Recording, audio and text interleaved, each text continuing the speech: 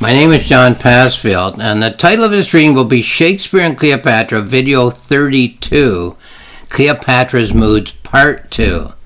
So this is my novel, Shakespeare and Cleopatra, My Life is Not My Own. Cleopatra is dead, hovering between life and the afterlife. By some strange process, she becomes aware that a playwright is telling her story. Who is this Shakespeare? What does he know about her? What kind of Cleopatra does he intend to create?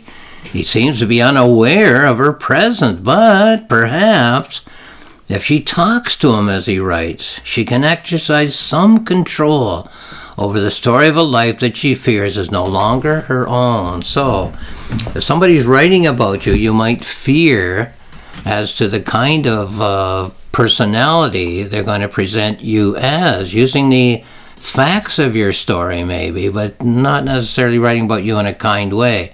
Well, we know what she doesn't know. We, the writer, me, the reader, know that he's writing the play Antony and Cleopatra, which she doesn't know. She has no idea what kind of play. It could be a very savage, cruel play as far as she's concerned.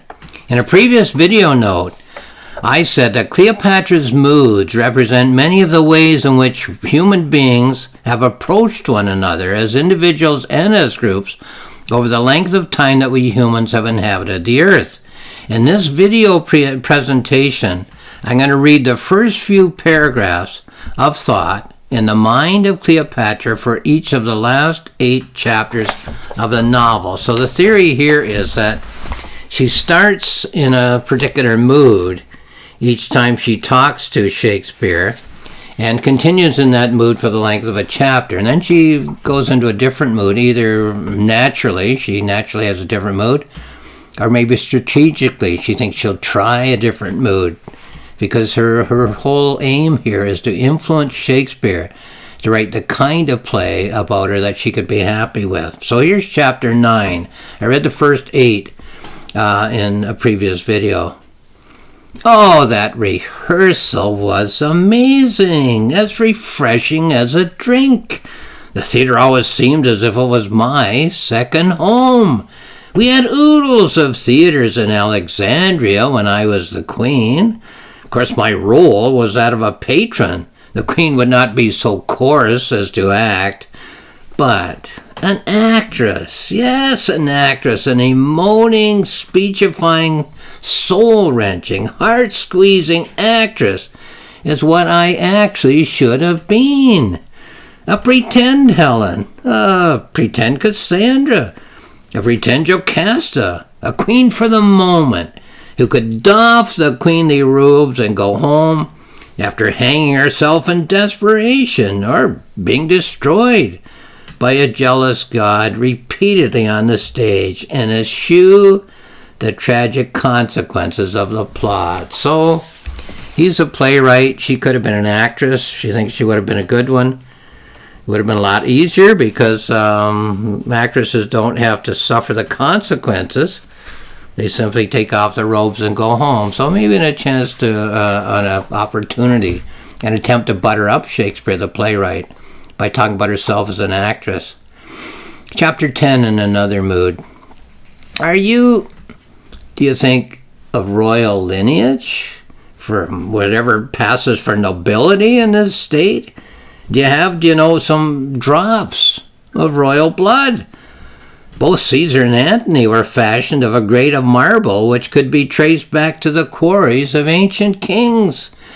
No, do not think that I care to flatter. Queens have no reason, none at all, to stoop to bribe a fellow royal with flattery, though flattery might serve sometimes when the treasury is perhaps a trifle low.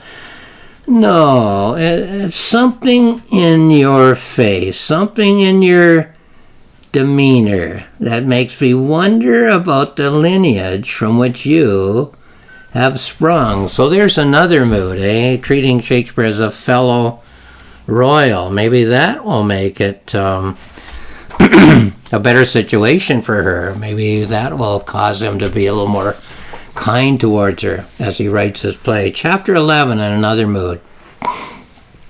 Well, I must say that you are not much of an artist. Are you proud of those little stick figures that you sketch? You're about as robust as a desiccated life that you probably lead. I do like the ones that you sketch in more detail. The old fellow with just a head, for instance, which you drew as you paused in your writing a few pages back. There was such pain in his eyes that I could feel as if it were me. Will he be a character in my play? I can't for the life of me see who in my story that old fella could possibly be. So here's Shakespeare writing the play Antony and Cleopatra, drawing pictures on the pages, one of which is an old man with pain in his eyes. We could guess who that might be and in what play that might be. Let's go on to chapter 12. So she spends the rest of the chapter in that mood. Now here's another chapter with another mood. All those books you have are probably Roman. It's the victors that turn the history into words. I did not get to write my memoirs, nor did Antony, and Caesar was constrained in his writing, as he had a wife. Do not, please, be so naive as to believe that what you read in those books is the actual life. Octavius, the boy Caesar, that nobody, what did he have them write of me after my demise? Have you any idea? Do you know anything at all about that time? You must know something, or you wouldn't be able to write. Though I must admit one need not know a lot. One can extrapolate. Do you know that word? From the tiny bits and pieces that one finds clinging to bushes on the battlefields, or scattered in fragments on palace floors. After all, I created myself from a basket of almost nothings that I've found on the day of my birth outside my door. So that's a mood which carries on through chapter 12. Things change a bit in chapter 13, which I'll talk about in a minute. Here's chapter 13, the beginning two short paragraphs. It's a boy. A squeaky boy. A squeaky boy is playing my part. How can this be? Where's Shakespeare, my playwright? Where can he be? A travesty of our play is being presented. A squeaky boy is pretending to be me. Oh, I'd hoped that I would evaporate at the sound of the trumpet, the cruelest thing in the afterlife, the sharpest and hottest tine, is to be forced to watch your life as your worst enemy sees it, agonizing scene by agonizing scene. So chapter 13 goes on. She's in the theater where the play is being presented. Chapter 14 is another mood. I stand on the stage next to the boy. Well, I'm stuck with this boy, I guess, as I'm stuck with this William Shakespeare and his scruffy beard. I resist the urge to rage and to foam, to rage at this boy, to rage at Shakespeare, my misguided pseudo-artist of what he does not understand, to rage at whatever force has given me this stage in this tawdry, shallow, culturally barren land as my future home. So that's a mood which carries on through chapter 14 of Cleopatra's Thoughts. Here's chapter 15, the beginning of chapter 15, in terms of Cleopatra's mood. The crowd presses closer all around us. The sun hovers in the canopy of the sky. The night stands in the wings and awaits its entrance. These moments are given to me and to the boy. I try to help him along, if standing beside him and coaching and coaxing him can be any help at all. You are doing your best. Just tell yourself that you are doing your best. These are wonderful words that the playwright has given you to say. What though you live in a foreign country, foreign at least to an Egyptian queen? What though you've never lived in my country and during my time? What though you have never lived in my body, or felt with my heart, or thought with my mind? So that's an interesting mood that I think Cleopatra is presenting. Let's go, and so the chapter follows that mood. Let's go to chapter 16, which is the very last chapter of thought in the mind of Cleopatra in this novel. Standing outside the theater, the globe, the wooden O, excuse me, the crowd pours through the doors at the end of the play. They don't bump into me as I stand here. I'm still a queen after all, but it's obvious that I'm not visible to their eyes. So what mood is Cleopatra in as she stands outside the theater? The play is over. The crowd is coming out of the theater. They've seen Cleopatra on stage, played by a squeaky boy actor. They don't see Cleopatra, the real Cleopatra, standing there. They don't bump into her, but they don't see her either. Okay, now, in all of its 16 chapters of thought in the mind of Cleopatra, there is no indication that the other main character, William Shakespeare, is either able to hear what Cleopatra is saying to him, or that if he is able to hear her, he's willing to shape his play to her preferences. In chapters 1 to 6, Cleopatra speaks to Shakespeare in his writing room as he works on his play. In chapters 7 and 8, Cleopatra watches Shakespeare as he rehearses a scene or two of the developing play with some of the other actors. In chapters 9, 10, 11, and 12, she's back in the writing room with him as he continues working on his new play, and she continues to talk to him.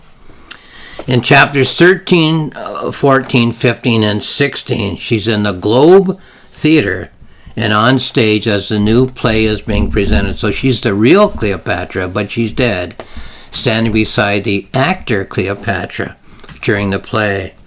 Until she can be active, Cleopatra strikes me as representing many of the possibilities of human interaction in general. She is by turns aggressive and accommodating, angry and friendly, honest and deceptive, cooperative and competitive, and so on.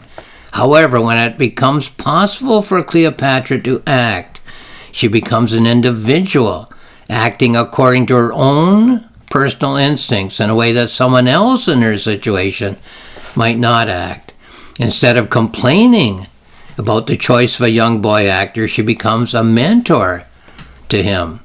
Instead of undermining his confidence with comparisons with herself, the true Queen Cleopatra, she encourages the young actor. And instead of charging Shakespeare with failing to present her to posterity with all the attributes that she spent so much time insisting be included in a play about her, she seeks to congratulate Shakespeare.